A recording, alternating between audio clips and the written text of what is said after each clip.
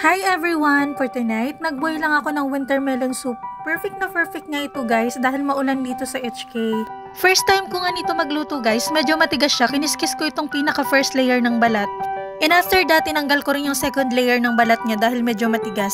So tinanggal ko na din itong mga buto guys dahil may katigasan nga. Then pagkatapos hiwain mo siya ng pa-cubes. So ito naman guys yung dried shrimp. So isasahog nga natin ito para mas masarap ang ating soup. So ito nga guys, pinakuluan ko muna yung balat ng winter melon for 5 minutes and then so ito naman yung salted egg, ihahalo natin guys para konti lang i-add natin salt mamaya. Sineparate ko nga itong egg yolk guys dahil mas una natin itong ilalagay. So ito na nga, mag-start na tayong magluto. First, ilagay mo yung minced pork at wag na wag mong lalagyan ng mantika.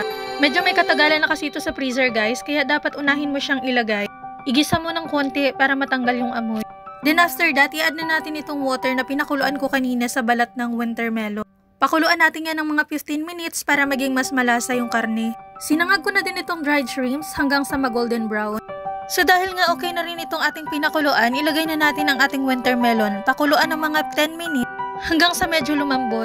So dahil nga hindi pwedeng soup lang ang ating i-prepare, dapat may steam egg rin tayo guys.